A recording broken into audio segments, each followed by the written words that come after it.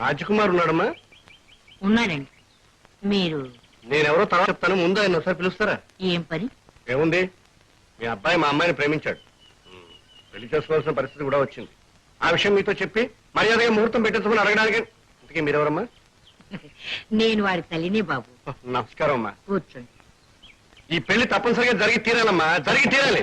మీరేం భయపడకండి. ఈ పెళ్లి నేను దగ్గరుండి జరిపిస్తాను, జరిపించి తీర్తాను. నిజమా అమ్మా? మీరు పశువుల పండుగ రోజు గోమాతలాగా కనిపిస్తున్నారమ్మా. గొప్ప నిండైన అత్తగారు, నిండైన ఆస్తి. నువ్వు చాలా అదృష్టంతోనే.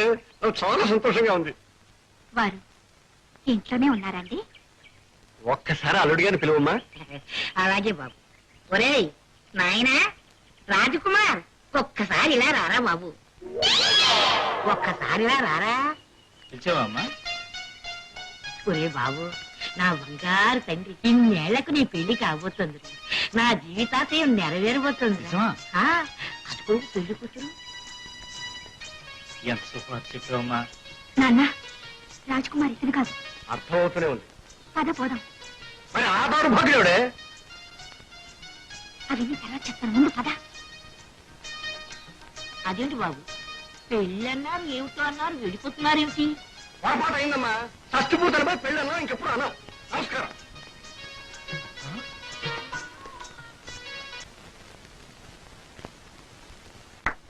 శభాష్ అల్లుడు, శభాష్. అరే ఆశ్చర్యంగా ఉంది. ఏమిటిలా దారి తప్పొచ్చావు మావయ్య? అల్లుడు, నువ్వే గెలిచావు అల్లుడు. ఏమిటి మావయ్య నువ్వు అనేది? ఆ రోజు నేను నీకు వెధవలా కనిపించుంటాను, వెధవ అనుకుని ఉంటావు. విలన్లా కనిపించుంటాను, విలన్ అనుకుని ఉంటావు. నీకు తప్పేం లేదు. కానీ ఆ రోజు నేను ఇల్లు విడిచి ఎందుకు వెళ్ళమన్నాను నీకు తెలియదు అల్లుడు. తెలుసుకోవాలని ఆతృత, తెలుసుకుని ఏదో చేయాలన్న తపన రెండూ లేవు మావయ్య. వచ్చిన విషయం ఏంటో చెప్పు. చెప్పడానికి ఏముందిరా, నువ్వు నా మేనల్లుడివి. ఈ విషయం మళ్ళీ చెప్పక్కర్లేదు కదా. కానీ అల్లుడయ్యే అర్హత ఉందా లేదా అని తెలుసుకోవడం కోసం ఒక చిన్న టెస్ట్ పెట్టాను. అబ్బా 99 మార్కులు కొట్టేసావురా. ఇంటికి వెళ్ళిపోదా. మావయ్య నువ్వు ఉన్నావే. క్షమించదురా, మీ అమ్మ నన్ను క్షమించదు. నా కొడుకు కింద అన్యాయం చేస్తావా అని రోజు నా కళ్ళలోకి వచ్చి దయ్యం బట్టలో తిడుతోందిరా. ఏడ్చే మగవాణ్ణి, నవ్వే ఆడదాన్ని నమ్మకూడదని నా పాలసీ. అదే ఎందుకు ఏడుస్తానరా? ఏడవను. నువ్వు నా పరిస్థితిని అర్థం చేసుకుని స్వప్నతో పెళ్లి కొప్పుకుని దాని మెడలో తాడిబొట్టు కట్టేసి మీ ఇద్దరు ఆనందంగా ఉంటే మేము కూడా ఆనందంగా ఉంటాం. వచ్చేరా. You are too late uncle. నా పెళ్లి సుజాతతో ఫిక్స్ అయిపోయింది. ఇదిగో వెడ్డింగ్ కార్డ్. ఎవరి సుజాత? విశ్వేశ్వరరావు గారి మనవరాలు.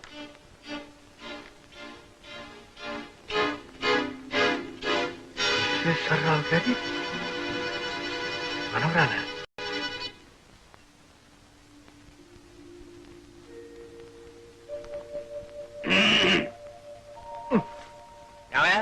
పొద్దున్నే చందాలకు వచ్చావయ్యా. చందాలకి జీవితాలు నాశనమయ్యే సమస్యల్లో మేము కొట్టుమిట్లాడుతుంటే సిల్కులాల్చి మైనర్ గొలుస్తూ ఉత్సవగృహంలో తయారు వచ్చావు చందాలకి.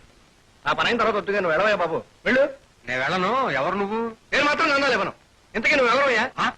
నా ఇంటికి వచ్చి నా సోఫాలో కూర్చుని నన్నే ఎవరు నువ్వు అడుగుతావా? అడుగుతానయ్యా.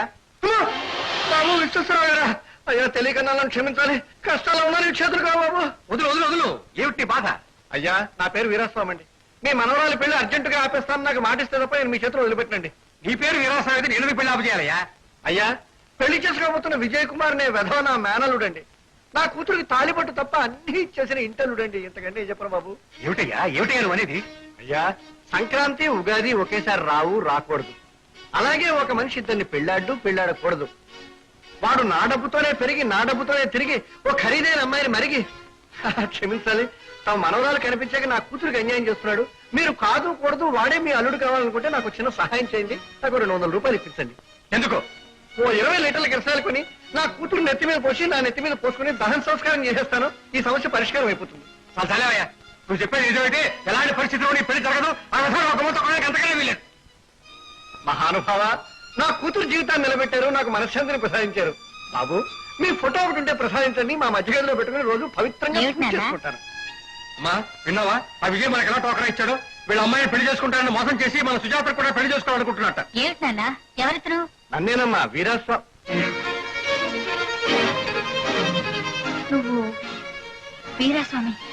నువ్వా? అమ్మా జానకమ్మా, ఎంత కాలమైందమ్మా మిమ్మల్ని చూసి. బాబు ఎక్కడా? అమ్మా మన బాబుని పెంచుకుంటామని వీరాస్వామి ఇతనేనా?